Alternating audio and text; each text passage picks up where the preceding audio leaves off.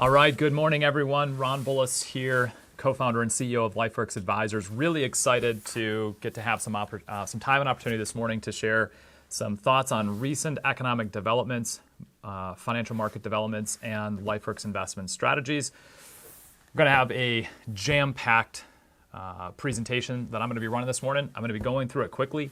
We're back to using Zoom for our market updates. And quick note, if you haven't used Zoom in a while, generally on the bottom of your Zoom window, you will have some action items that you can take. If you'd like to ask a question during my presentation, you can click on the Q&A button. You can submit a question. If you want to chat, Alex Mathekathala, our Chief Investment Officer, is logged in as a panelist and a moderator today. So you can also send a direct question to him while I'm talking as well. Depending on the pace of my presentation, I might queue up most of the questions for the end of the presentation. So if I don't get to your question right away, if you send it to me in the chat, don't worry, I will. So let's get kicked off here. We've got a large group of registrants and participants and excited to have you all on.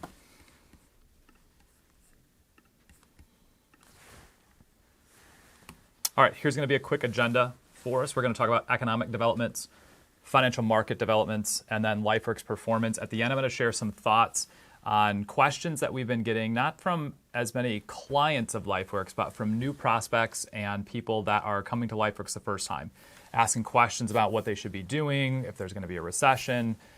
There is lots of what I call fear porn out there on the news websites right now about, worst start to the year since the Great Depression, looming, economic collapse, et cetera, et cetera, et cetera.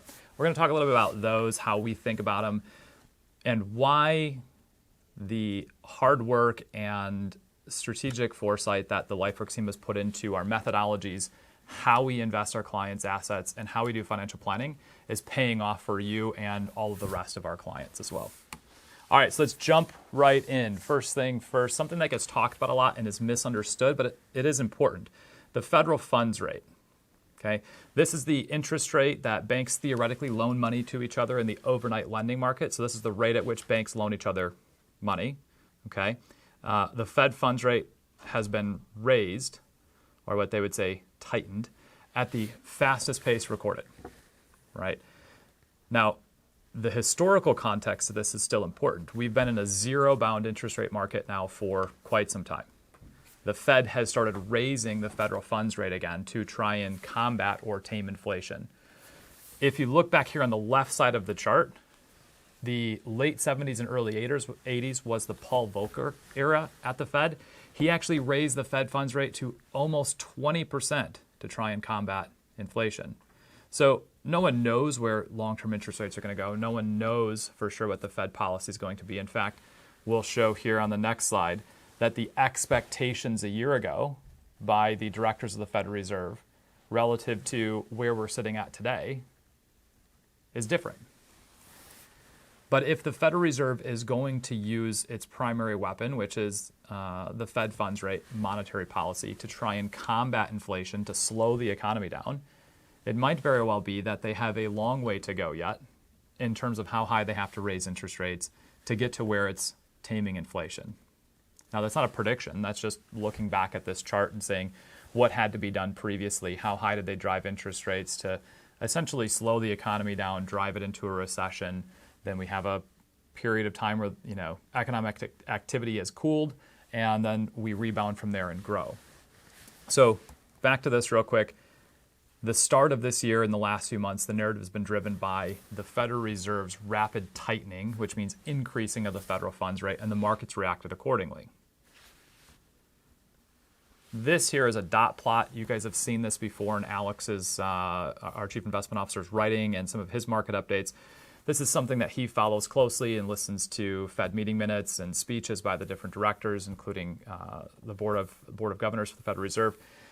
And this is essentially a snapshot of how the board for the Federal Reserve is anticipating where interest rates will be the rest of this year, into next year, and then going forward. Now, it's important to note in here, I think, that there is a lot of consensus among the Fed's board around where interest rates are going to be in the short term And then you see a little bit more dispersion as we go out a couple of years. But overwhelmingly, the consensus is that they're going to drive the federal funds rate up slightly from where it's at now, and that they actually expect it to come back down as we get out into 2025 and into the longer run. Why is that? Well, as the inflation has been going up, and as the Federal Reserve raises the Fed funds rate, it's likely to cool the economy or create a recession. And then when the recession starts to get too painful, the Federal Reserve will likely step in and start lowering interest rates again to stimulate economic activity. It is what it is. I don't have time today to get into the theoretical analysis of whether this is a good thing or a bad thing for consumers, both in the US and worldwide. But just know that they're going to raise interest rates. That's going to hinder the economic growth, probably drive us into a recession. Then they're going to turn around and lower interest rates, stimulate the economy, which would eventually end up resulting in us having inflation again, and then the cycle is going to repeat itself. Okay? Something that's going on right now is because the federal funds rate has been raised rapidly, the short end of the yield curve, meaning U.S. Treasury notes and fixed income that are shorter in duration, have interest rates that are higher than some of the long duration fixed income bonds that are out there. So this is the U.S. Treasury yield curve as I think as of Friday of last week. What we notice is that the 1 month supply, which is all the way over here on the very far left, I'll turn on my pointer here a second, make this easier to see. Okay. If you're borrowing money or if you're loaning money to the federal government, okay, buying U.S. Treasury bills, you're making close to 1% on the 1 month. If you go out about a year, you're almost to a 3% yield. And interestingly enough, if you go all the way out to a 30-year loan to the federal government, a 30-year Treasury bond, you're making slightly above 3%, right? So what does this tell us? We've talked about this before on market updates for our clients, but what this is signaling is that the market is anticipating that the U.S. economy cools or goes into a recession, which means in the long run, the market is expecting that interest rates will come back down. But in the short run, the market is anticipating that interest rates are going to continue to push higher.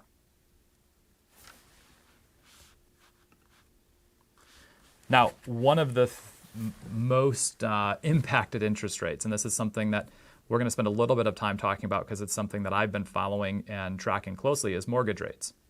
A really good friend of mine is one of the top performing or top producing loan officers at a regional bank. And the number of mortgage applications that he saw, basically fell off a cliff as interest rates jumped probably the fastest in recorded history. So at the beginning of the year, a 30-year mortgage was probably pricing at something like 3%, 3.07, something like this. Today, we're just under 6. Now, the housing market is one of the largest markets in the United States, and it plays a really, really pivotal role in the average American's balance sheet and the average American's wealth creation. So home ownership in the U.S. is something that's been very, very important to the economy. It's been very, very important to long-term wealth building and wealth creation for the average American.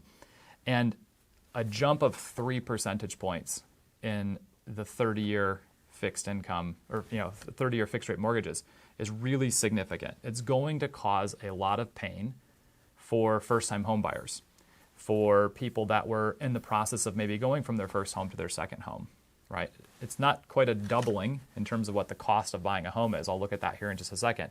But it's a significant increase, which is going to lead to a slowdown in the number of people buying homes, a slowdown in the number of homes being built, and then a ripple effect that will tear through the rest of the economy. From a long-term perspective, right, which I think is good to take here, I have an interest rate sign here in my office, just sits over my shoulder here, from a building that I had purchased years ago where there used to be an old bank in it. And as they were cleaning out and renovating the building, they found the old magnetic interest rate sign where they would go every day and they would, take some numbers off the magnet board and put new ones up to display what their interest rates were for consumers. And it's probably sometime from the early 80s because it has mortgage rates on there that are in the double digits, right? So for those of you watching that were buying houses, whether it was your first house, second house in the 80s, you remember this really well, right? And then as we clicked into the 90s and interest rates were in the mid 7s and low 8s, it was great. And then we get into the 2000s and interest rates are, sub 7% or 6%, 5%, 4%, right? And then we had '07, which was the beginning of the great financial crisis, attributed by a lot of economists and financial market analysts and historians to the mortgage market and subprime loans, creating this ripple effect, this domino effect that ended up kind of taking down the entire economy with it. Just as a side note, that's how important housing and the mortgage market is to the broader economy and the U.S. financial system. Now, I'll talk about this towards the end of my presentation. I don't think today is analogous to 2007. There's significant differences. Bank reforms, the capitalization, the profitability, the types of loans that have been written. But it is interesting, and I think it's important to note that this very rapid and fast uptick in mortgage interest rates is going to create pain for consumers. Now let's just take a quick run here. Track with me. I'm going to run through 4 slides that are going to tie this point together as an illustration of how inflation and how the rapid increase in interest rates is impacting and will continue to impact the housing market and what that means for the broader economy. Okay, so this here is a graph of median household income. We use 1984 as the benchmark, so we essentially set 1984 as the start date. We ran it forward to today. Now this chart still has growth in the real median household income in the U.S., right? So real meaning it's already been adjusted for inflation. Median meaning that exactly half of all the incomes in the U.S. fall below this point, and half of all the incomes in the U.S. fall above this point. Okay, it's a little bit better than using the average. The average skews it to both ends, so we're using the median household income. From 1984 till today, the median household income has grown by about a factor of 3. And you think, well, that's not bad. Well, when you look at the median sales price of a home in the U.S., that's grown by a factor of 5, over a factor of 5. When we look at this together, and I said I'm going to go through this fast, and I'll take a little bit of time unpacking this one because there's a bit of what I call chart spaghetti here, lines everywhere, okay? This dark blue, probably shows up black on your screen line, is 30-year fixed rate mortgages. So in 1984, we indexed everything, right? Again, that was our starting year we're using. And 30-year fixed rate mortgages, right, were somewhere up in the 14-15% range. At the end of 2021, right, the beginning of this year, they were sub 4%. So we've been on this very steady trend line of downward interest rates falling or being decreasing interest rates for the last 40 years. So that's a secular trend that's been going on for a long time. Now, this light blue line here is the median increase in the price of a home. Okay, indexed to 1984, so we have a level set there. So in 1984, in this graph, we set the price of a home, real median wages, and the consumer price index, CPI, to 100. And then we looked at their growth rates going forward to see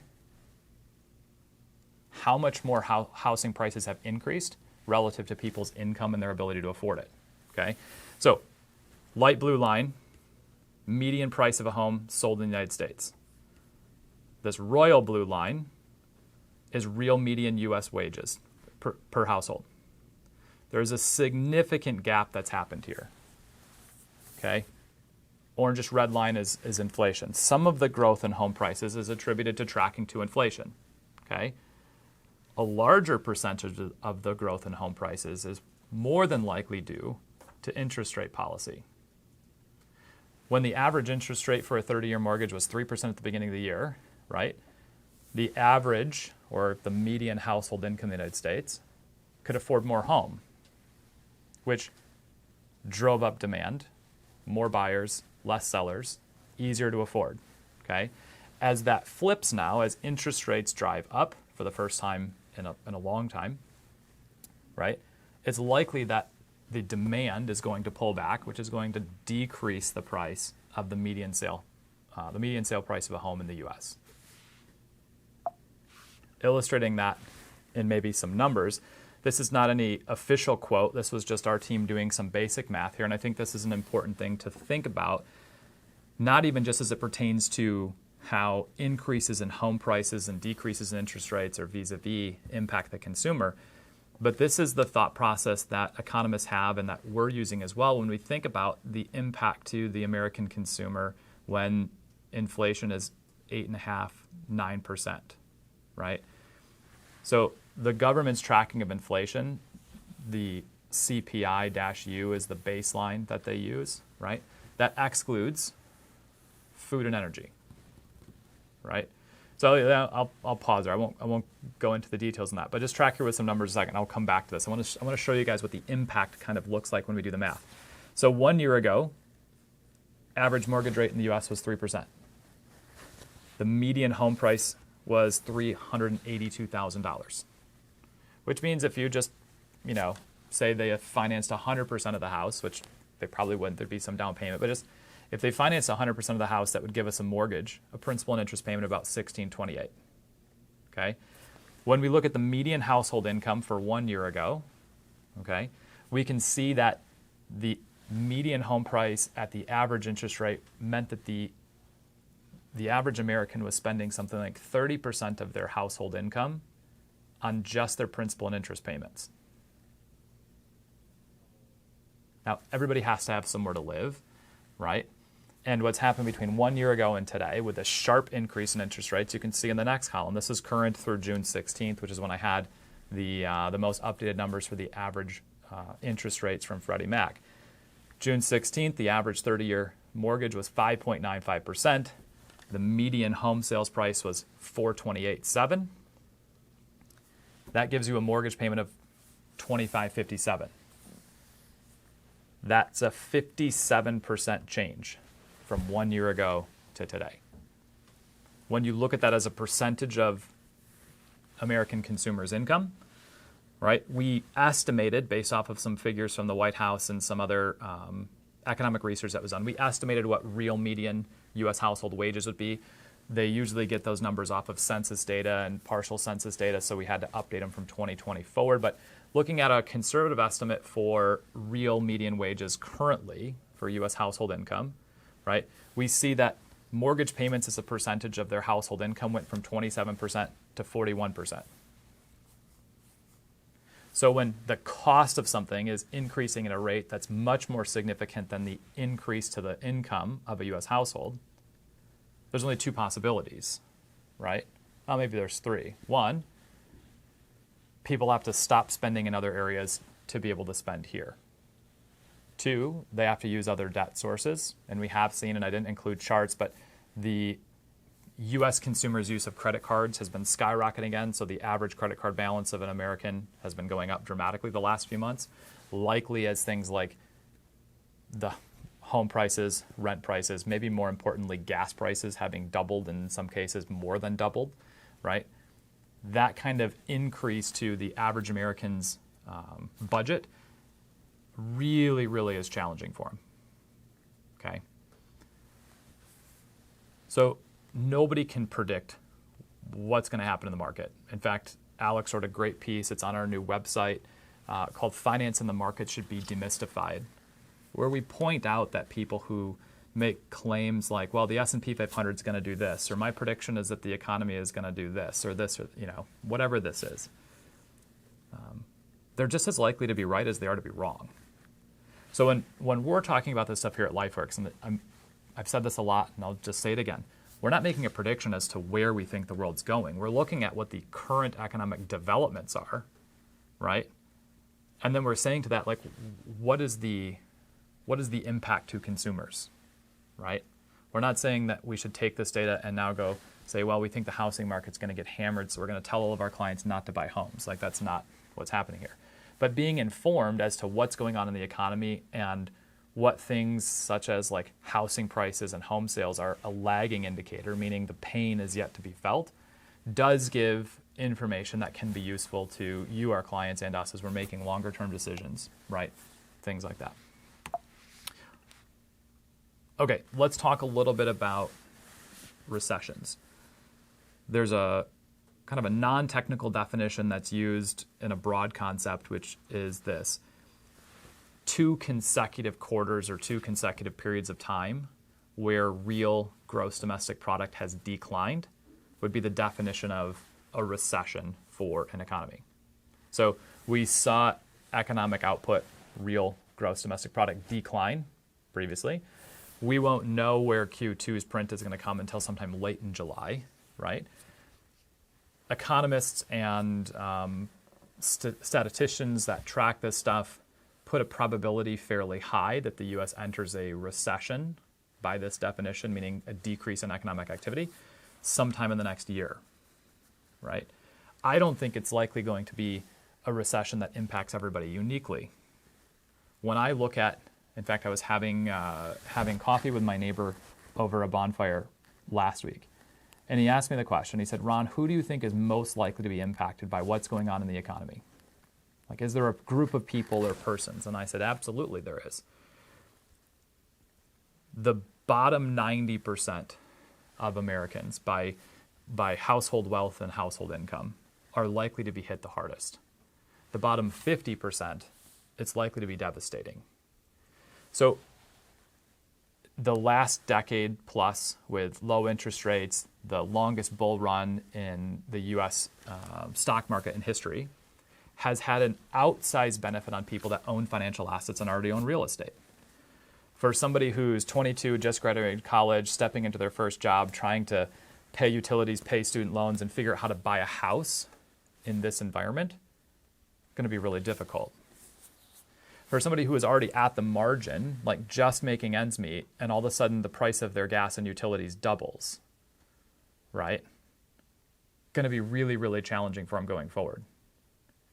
For people that were already holders of financial assets, for people that already had a house and maybe 2 or whatever, and they were paid off, the last decade has created so much wealth, right, relative to the bottom 50%, even the bottom 90%, that going from spending $300 a month in gas for your car to $600 a month in gas for your car isn't going to break the bank for you.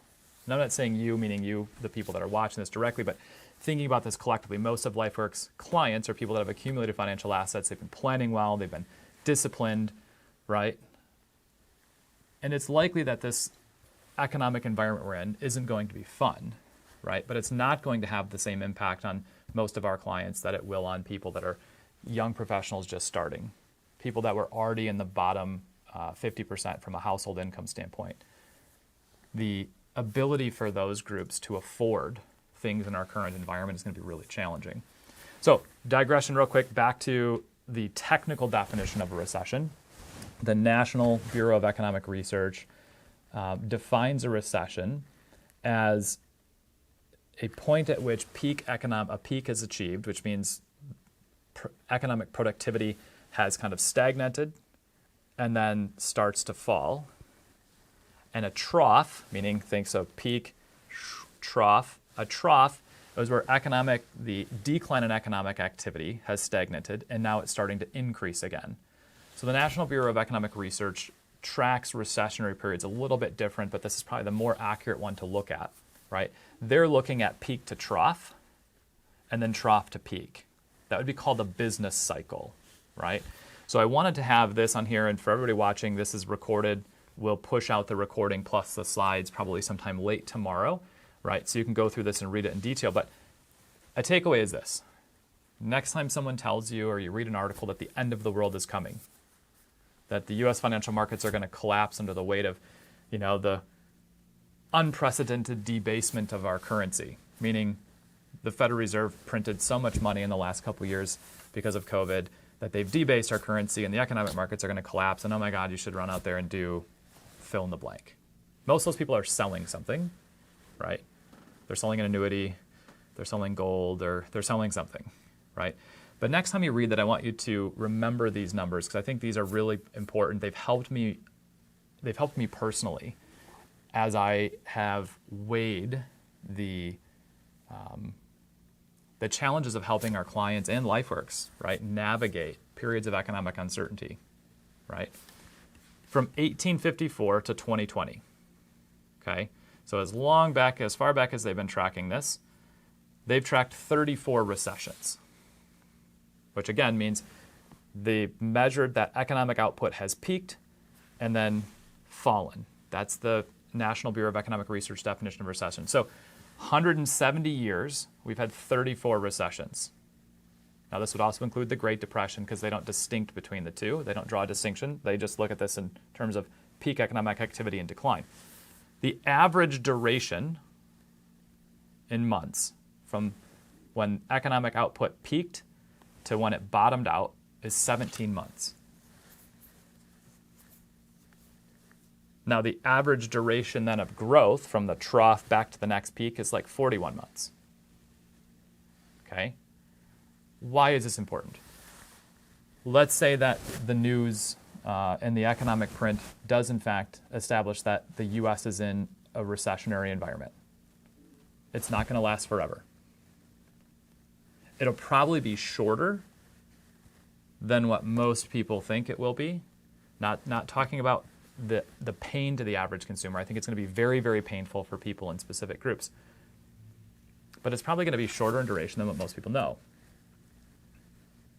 Why am I sharing this? Well, one question that we've got, not a lot, but has floated through more from prospects and clients of Lifeworks is what should I be doing to prepare for this, right? Is the world coming to an end? Market's down 20%, the S&P's down 20%, this is down, this is down, this is down. Like every asset class is down. What should I be doing, right? Well, the first thing is don't panic. The second thing is to look at the actual historical data. And history isn't a perfect example of what's coming in the future, but it can inform patterns of things that will make the future look similar, right? That we should be using, okay? I'm gonna stay here a second. I'll talk at the end of this about Lifeworks investment methodology. And for those of you, who've been with Lifeworks for a while, you've heard us, you've seen it, you've read about our tranches, how we allocate our clients' investments based off of cash flow needs, not based off of an arbitrary risk score or a model portfolio or something that we think is frankly flawed. So most of our clients at Lifeworks right now, if they're close to retirement or they're close to needing to spend their money, we're holding 3 years worth of their cash flow needs in very, very safe, very low volatility assets. So if history has informed us that the average length of a recession in the US is 17 months, and we're holding 3 years, that's design. That's not luck. I love the quote that I put in the email, and I'll reference it here again in a minute, by Branch Rickey, that luck is the residue of design. People refer to the stock market and investing as being in a casino. Nothing could be farther from the truth. The math is the longer you stay in a casino, the greater the likelihood that you have to lose. What history's taught us about investing in the equity markets and in the US specifically is that the longer you stay in the market, the greater your likelihood actually is of achieving a positive outcome. Okay, so it's increasingly probable, and I put this in the title of my talk for today, that there's a looming recession. It's increasingly probable that the US has a decline in economic output, and it's very, very likely that it's going to impact consumers at different wealth classes, right, or different wealth groups very, very differently. Kind of like COVID did. For professionals, high-income earners, people that were retired, COVID wasn't fun, but it wasn't devastating. For people that were in the middle class or below, it was devastating financially, educationally, and economically.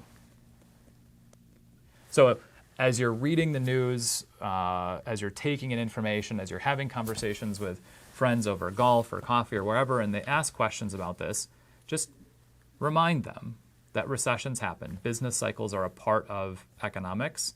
They're generally shorter than what most of us think and remember, right? And the average is 17 months. Even in the last 100 years, 1919 through 2020, right? I have two time periods. I have 1919 through 1945 and 45 through 2020. If you look at these, you'll also see that the average length of time of a recession has been declining. Okay, so talking about that, here's real U.S. GDP. GDP is gross domestic product. It's the output of final goods and services that are purchased by consumers.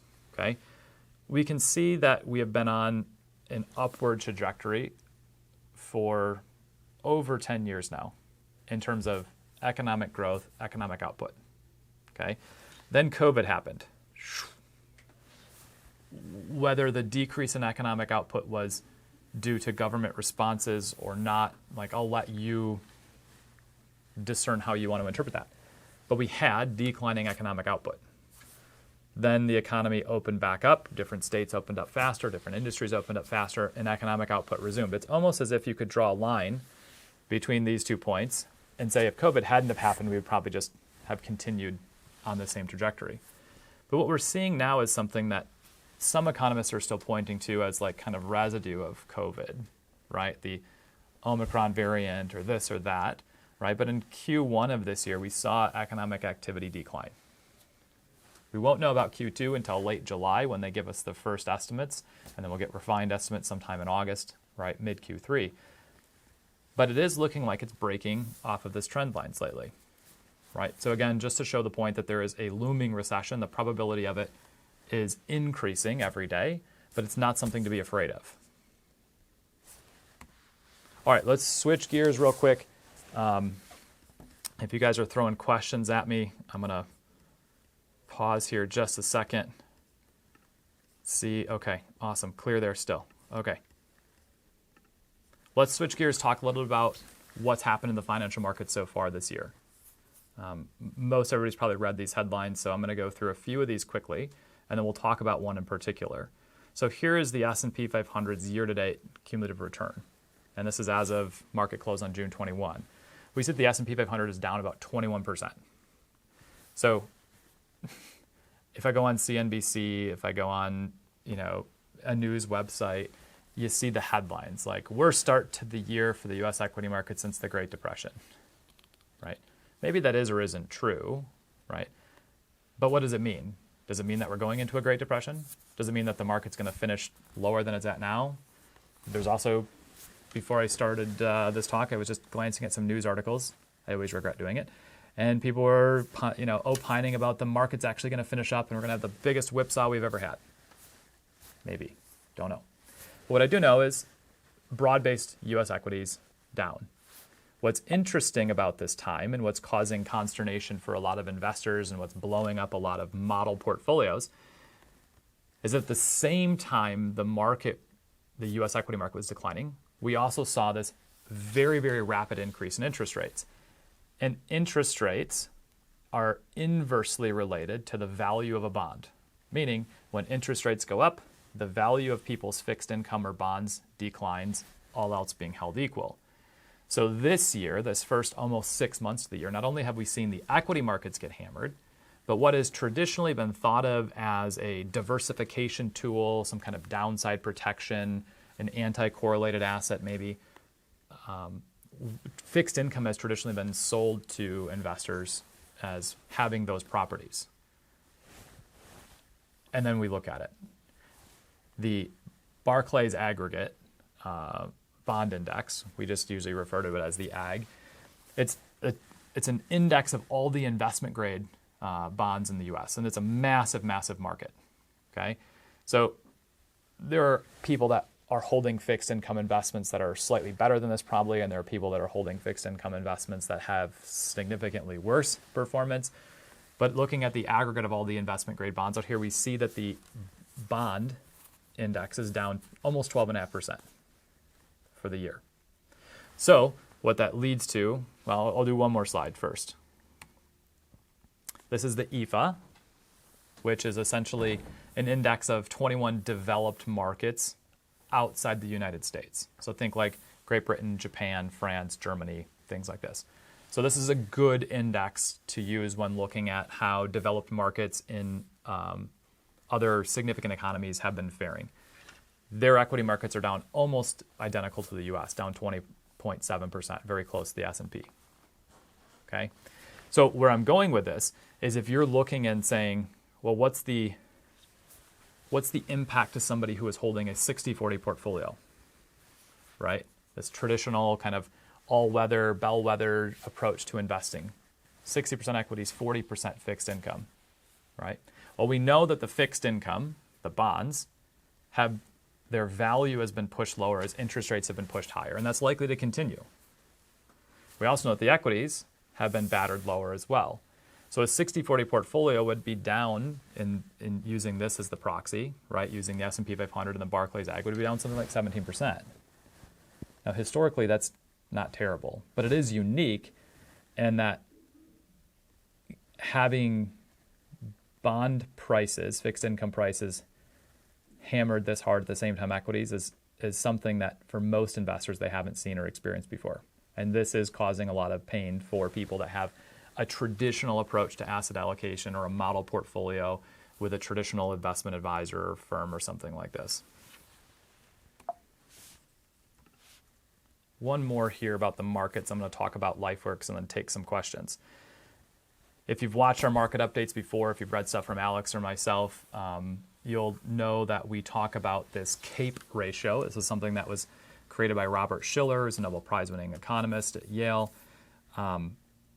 It stands for the cyclically adjusted price to earnings ratio. It's basically taking an average of the adjusted earnings of corporations, right? In this one, we're looking at the S&P 500, right? And then using that to come up with a ratio of that adjusted earnings to their price, right? To their PE. So we can see some high water points in here. And what's interesting is we were running at one of the highest points for the CAPE ratio. And this is, I should back up. CAPE ratio is used as an estimate to try and understand how expensive a stock or an equity is relative to their earnings, okay? So when this ratio goes higher, it's essentially saying that the price of a equity is high relative to its earnings. And when it goes down, it's saying that the price of an equity is relatively low compared to its earnings. So in December of 2021, as we started into this year, other than, in the 1990s, the tech bubble, right? This is the highest the CAPE ratio has ever been. So what we've seen as stock prices have fallen off to start this year is that the CAPE ratio has come down, right? Which is a good thing for anybody who's owning equities or buying equities, right? The average corporation, the S&P 500, is at record profits. So when we still have corporations running at record profits and then their stock price comes down, right, their price to earnings ratio improves. So taking this and stepping back and looking at it, let it answer another question that you might see out there, you might get asked, we get asked by prospects all the time, is now a good time to be investing in the stock market? The answer is yes. Was last year a good time to be investing in the stock market? The answer is yes. Because investments in the stock market are not money that you're spending tomorrow. They should be dollars that you're spending 10 plus years from now. And what we know, history has showed us time and time again, that when you stay in this game long enough, you win. When you make panic decisions, when you listen to the charlatans telling you, sell this, buy this, this is going to happen to the S&P, et cetera, et cetera, et cetera, you're gambling. You have an equal shot at being wrong as being right. So markets in turmoil, we're potentially stepping into a recession. There is a lot of news articles out there saying the world's coming to an end. And if you're a client of Lifeworks and you're talking to a friend, or if you have a child who's stepping into their first job and they're thinking like, should I be putting money in the market right now? The answer is absolutely yes. Because if I could ask you a question in 1999, before the tech bubble crashed, would you want to put your money in the market? Yes. And then if I asked the question in 2001, after the tech bubble had popped, a lot of people were like, oh man, I lost so much money, I'd never do that again. But if you had left your money invested in the market from 99 to today, it would have been an amazing return for you in that 20-year time period. So market timing is always a bad thing, which is why we don't ascribe to it at Lifeworks. It's also why if you were to ask us, like, what are you guys doing with our portfolios right now? What are you doing with my investments based on this and this and this? The simple answer is nothing based on current events. because we've already done the hard work and the strategic thinking ahead of time to produce the outcomes that we need for you, regardless of what the environment is. So read this quote to you because I love it. It's something that I look at all the time. Things worthwhile generally just don't happen. Don't just happen, excuse me. Luck is a fact, but should not be a factor. Good luck is what is left over after intelligence and effort have combined at their best. Negligence or indifference are usually reviewed from an unlucky seat. The law of cause and effect and causality, both work the same with inexorable exactitudes. Luck is the residue of design. Alex has a great piece on our website, which you can click on the philosophy tab, and you can find it there. It's called the Moneyball Theory for financial markets. He references things like this, right? When people ask us, so I'll back to what I was just talking about. When people ask us, what is Lifeworks doing right now based on this and this and this? So like, are you buying more crypto because it's down 70%? Are you getting us out of this sector because of this? The answer is no. We designed our investment methodology and framework to drive the results that our clients need, regardless of the market regime. Now, it doesn't mean that investing in a bear market is fun. It doesn't mean that investing during a time of a looming recession or even during a recession is fun, right? But it's the hard work that we have to do, being smart, to drive the results that we want to have for you, our client. So that someday when somebody looks at that and says, oh, that you got lucky. No, I didn't get lucky. There was intelligence, foresight, and design that led to what the world might view as luck and what we would view as good outcomes. So let's real quick talk about Lifeworks strategy, and then I'll have 2 more points. Then we'll take questions. I actually got a question right here. Let me just see what it is.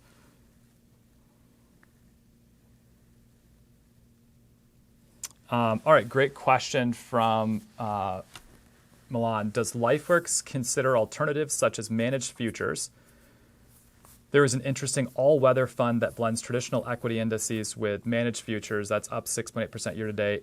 Its symbol is BLNDX, thoughts, et cetera, et cetera, et cetera. Investing in futures contracts is definitely something that's interesting. It's not something that we do for our clients.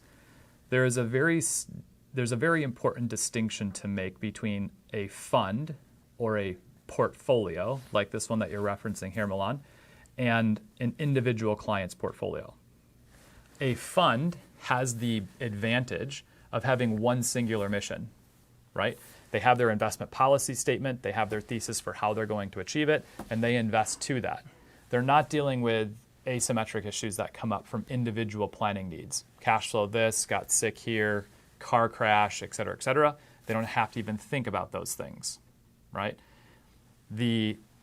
So one answer would be there's a significant difference in how investing has to happen if you're managing a fund versus if you're creating and managing and implementing individual personalized portfolios for clients to achieve their financial objectives. The second thing is that most of these funds, and I'm not familiar with this one, so we can, I can talk offline with you about it and send you some thoughts, but the second question or the second thing that would come to my mind here is what's the duration and time frame with which that fund's been successful, right? Because it's really easy right now to look at things in the rearview mirror and say, man, we should have loaded up on put contracts and futures betting that the market was going down, right? So not super familiar with the fund. We'll definitely check it out. Using futures contracts for our clients is not something that we do. We have some personalized hedging strategies that we run for our clients that are using long-dated puts that we're purchasing for them that essentially protect our clients against what we would call tail risk, meaning major market movements that are volatile in nature, that are kind of unexpected. They're off the normal pattern, but we're not using futures. Great question. Another question from Rob. Seeing that high CAPE ratio of 38 back in December screamed to me, sell everything and wait a while. But the experts pros say you can't time the market, don't sell, stay the course. So my question is, if this is the case, who's doing the selling, the pros or retail? There are ways of tracking flow of funds. and estimating who's selling, whether it's individual accounts or pros or both. I can tell you, based on my limited experience in my research, right? So 15 years of doing this research, a couple of years of having Alex and his investment team here at Lifeworks. The research behind this is that the likelihood of an individual or a pro being able to time the market is probably very similar, right? So who is doing the selling? Well, most people buy or sell things with their heart based on emotions, and then they rationalize it after the fact with their mind, right?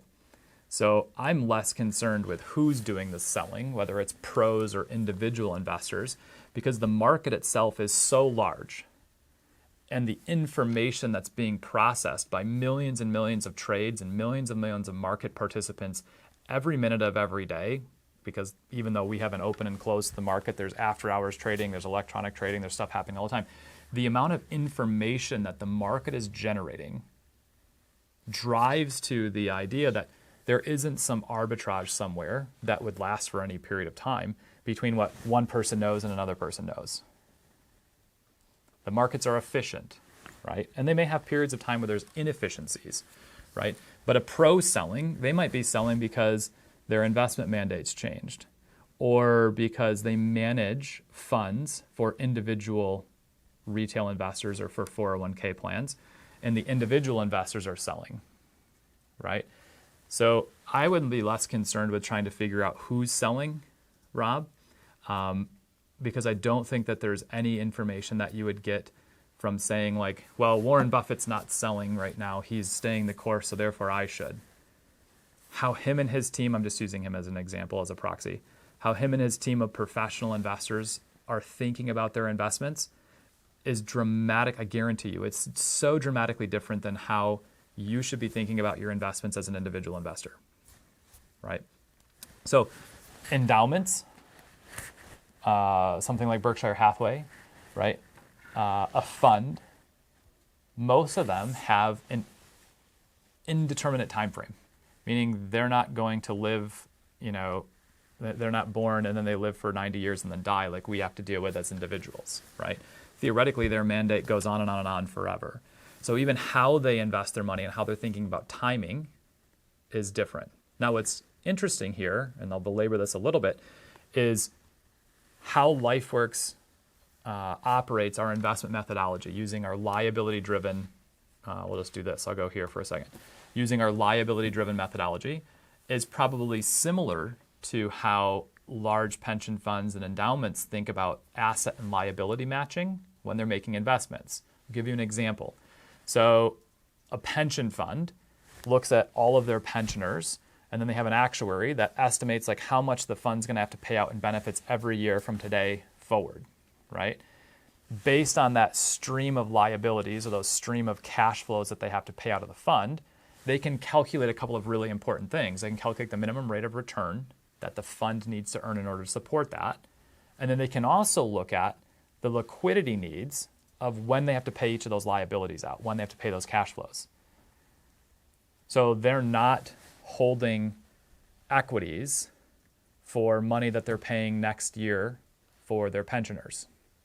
They're probably holding 1-year U.S. Treasuries or some other short-term, very low volatility and also low yield investment, because they're matching the timing of when they have to pay out the benefit with the type of investment they're making. At Lifeworks, when we look at your cash flows from today until, usually we use age 100 in financial planning, each of those years of income needs that you have, we would consider those to be your liabilities. Future points in time that you have to take a disbursement from or a distribution from your investment account and use that to generate income to pay bills and live, right?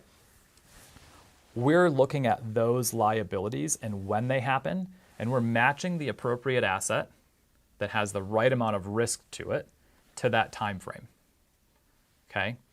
So don't concern yourself with whether the pros are buying and it's retail dummy investors. Ironically, the last couple of years, a lot of the meme stocks, the uneducated, unprofessional investor, I say that not derogatorily, but just putting a classification on it, actually kick the tail out of a lot of professional hedge funds, right? So don't worry about pros selling, retail investors selling, or what that is. I don't think that's a good indicator, especially relative to the CAPE ratio. Look at it on the timeline of when you need the money.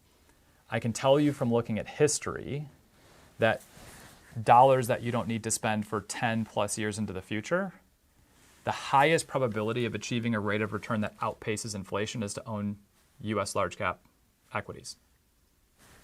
Okay? Great question, though. All right, got more questions popping up. Eric, your question is, do your strategies include the use of TIPS? Are they a better investment right now over equities and bonds? First, I would say Treasury inflation protected securities. Again, if we use the rear view mirror as our guide, it would have been great to load up on TIPS in 2020, right? Are they a better investment right now than equities or bonds? I mean, the TIP is essentially a bond. It's a type of bond that just has the value adjusted for inflation. So there's some protection, but that protection comes at a cost too, right? So if we look at historical returns of TIPS and we look at historical returns of equities, you could cherry pick time frames where TIPS look better than equities or vis-a-vis. But if you look at a long run, equities generally outperform fixed income. So going back to what I just said about matching when you need the dollars, when the income is needed, with the right type of asset would dictate whether or not TIPS would be better than equities. We wouldn't suggest, if we only had two options, buying TIPS and buying the S&P 500, and I was looking at the money that you need next year or the year after that to generate income in retirement, I wouldn't pick the S&P 500, I'd have it in TIPS. Not because I think the long-term rate of return on TIPS is going to be better than the S&P 500, but because I'm being intelligent about the downside, right? And managing the risk to when I actually need the income. I'm keeping the objective, which is generating the income that we need to live, right, in this example, aligned with the right investment. I'm not getting carried away with which one I think is going to have a better rate of return. In fact, that's generally what happens in the market for financial advice, financial news, fear porn, etc., is we've conditioned all of us, myself included, we've had decades of being conditioned that the only metric we should look at is the return of an investment. When the reality is that for most of us consumers who are saving for retirement, we'll use retirement just as the example. For most of us who are saving money for retirement, asset value maximization should not be the main objective. The main objective should be generating the income that we need every year with the least amount of volatility and the least amount of risk that we're not going to achieve that income. That is the primary objective. We call that the right benchmark. So I hope that is a reasonably, I hope that answer, Eric, makes sense for you, because I could pick a period of time where I could say TIPS beat equities and equities beat TIPS and this one's better than this one, but it's a faulty way of looking at the question. The right way of looking at the question is, if I'm spending the money next year, would TIPS be better than equities? Yes. If I'm spending the money in 10 years, will TIPS be better than equities? I don't know. Likely not, though. Great question. All right, I'm going to finish up with some thoughts here. Keep throwing questions. I've got a couple more that I haven't answered. I'll come back to those. I'm just going to finish. I'm going to go back a slide and talk a little about how Lifeworks flagship investment strategies, now these are not portfolios, these are strategies, have performed so far year to date, just to give some context for those of you watching, how the insight, the intelligence, and the hard work that we did to build the investment methodology and framework has been standing up in the current market regime. Then I'll come back to questions in just a second. Okay, the dark blue, almost black line is the Lifeworks Diversified Premia investment strategy. That is our quantitative investment strategy that blends our quality, which has a high focus on value factors, with our opportunity strategy, which has a high focus on things like R&D, technology, innovation. Okay? We're using smart beta and some quantitative investment techniques to blend those two together to minimize the volatility, right? And so the 3 lines on here represent, one, the flagship investment strategy, which is diversified premia, and then the subsets of that, opportunity and quality. Now, every client watching this and every client at Lifeworks has a different portfolio, right? So you have a different mix of these investment strategies plus other customized stuff, hedging, outside investments, things like this. But this should give us a snapshot to say, how is the work that Lifeworks has done, right? What are the good outcomes that are benefiting me, the client of Lifeworks today? Okay. Dark blue line is diversified premia, down 19% year to date. S&P 500 is 21. The royal blue line is our quality, which is similar and kind of aligns with more value investing. So profitable companies, low PE, things like this, right? That's down 9.2% for the year. In an inflationary environment where consumers' budgets are constrained, people are going to continue to spend money on things that are staples, food, right? Healthcare products, etc. So the logic that would go there is that companies like that would stand to still continue to be more profitable and do well in an environment where consumers are spending less money. Okay. The opportunity strategy has a heavy focus on technology and innovation, and the technology side of the equity markets has been even more hammered this year to the downside than just the broad-based S&P 500, right? So there's a bit more volatility there. So every one of our clients that's watching this and everybody else, your portfolio is unique to you.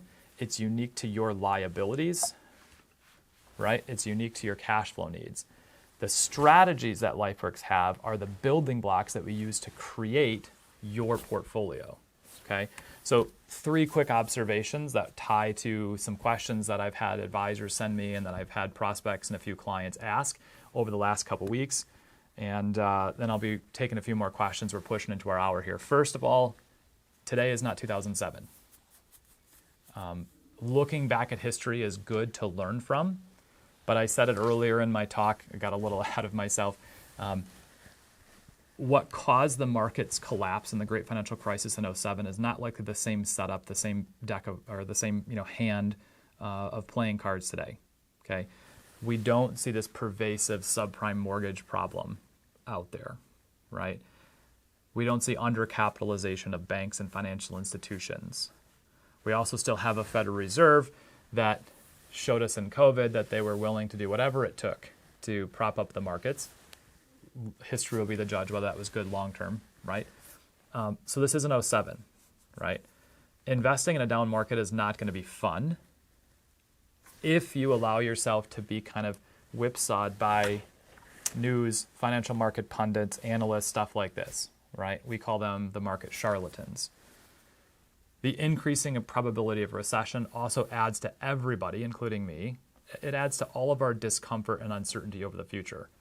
But remember that we've had 34 of these in 170 years. They're generally shorter than what most of us probably remember. And there's a different impact based off of where you're sitting financially than if you're at the lower end of the wealth and income section in the U.S. For people that have assets already, that have equity in their homes, that have cash, recessionary periods of time can be great times to make purchases. They can be really great times to make long-term investments and be rewarded for that.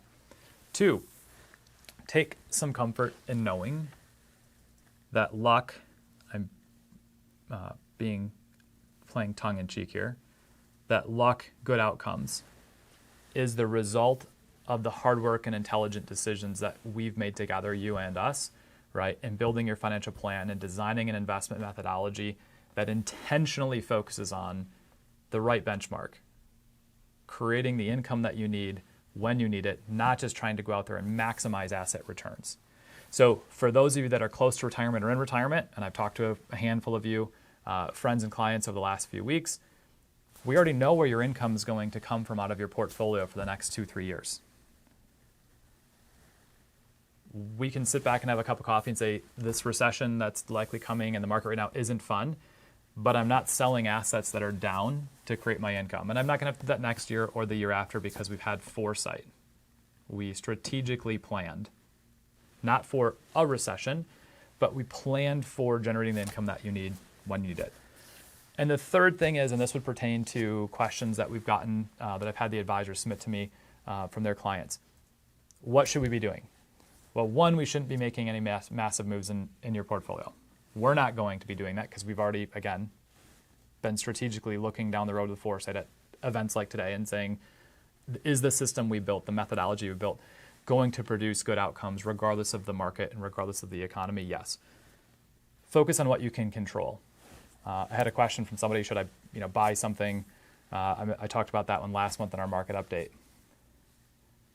It would be wise to be conservative with spending that's not needed for your living and living expenses during times of recessions, right? It would be wise not to take a big chunk of money and go make a bet on an asset class, say like Bitcoin or another cryptocurrency digital asset. Yeah, they're down 60, 70, 80%. There's lots of people saying it's a great time to buy, dump money in. Long-term investing requires intelligence, hard work, design. So if the dollars you're sitting on today and you're looking at making an investment are money that you don't need to spend again for 10 plus years in the future, great time to be making those strategic investments today. If you were looking at buying a second home, buying a boat, something like that, it's impossible to say what future prices will be, but given where mortgage interest rates have gone and the likelihood of a coming recession, it might be wise to hold off on that purchase a little while if you don't need it, right? But the flip of that is we also get one life. And so chat with your advisor, have them recast your cash flows and adjust your portfolio accordingly if necessary so that you could do the thing you've always dreamed about, retire, buy the home, buy the boat, something like that. But as a general statement, if there are things that you've been thinking about spending money on that you don't need to, it would probably be wise to be conservative at least until we see how the this rapid rise in interest rates and some of the things that are happening internationally as well are going to play out over the near term here. All right, that's all I've got. I've got a few questions up here. If you have to jump early, thank you for being a client of Lifeworks. We're honored to serve you and your families. If you have any questions about this, feel free to reach out to your advisor. The video recording of the presentation and the slides will be out probably by the end of day tomorrow. And if you got to jump, thanks for being here. If you want to stay, I'll answer a few more questions, and we'll go from there. Okay, another question. If one was to overlay those three investment strategies from Lifeworks on top of each other, they have a similar appearance as if the main differences are equity to bond ratios. No, I'm not quite sure I understand the question, Milan, but the three investment strategies that I referenced here, the methodologies, the scientific approach that's used to create these strategies is a quantitative approach, meaning we're looking at factors that have scientifically proven to generate the outcome that we're looking for over a long period of time. Okay? Factors such as profitability, dividend payout, momentum, investments in R&D and innovation. We have a research deck around it that goes into detail. It's a little bit of a long read, but I would suggest you go through that. It explains what each of the main factors are in the quality strategy, what the main factors are in the opportunity strategy, and then how we're using smart beta techniques to eliminate unrewarded risk, right? And I would suggest you start there, but the main differences probably aren't comparable to looking at equities versus bonds. They're really truly still all equity focused strategies. The difference being, opportunity focuses more on innovation, R&D, companies that have factors that would indicate that they have the ability to have a different return, a different set of returns over time than companies that are maybe more developed, have higher cash flow, higher dividend payout ratios, and maybe are not expected to have the same possible upward trajectory in valuations, right? So I would take a look at that. Email your advisor. They'll very easily be able to send you that deck. I would recommend reading it. All right. Any more questions? If you have any questions, again, generally on the bottom of your screen, sometimes on the top of your screen, you'll see something that says Q&A. Type a question there. I'm going to leave it open for a couple more minutes, maybe 5 or 10 minutes, take a few more questions. Again, if you got to jump, thanks for being here. Let us know if there's anything we can do to help you, or if you want to chat about what's going on in the market, schedule time with your advisor, and we're happy to do that as well.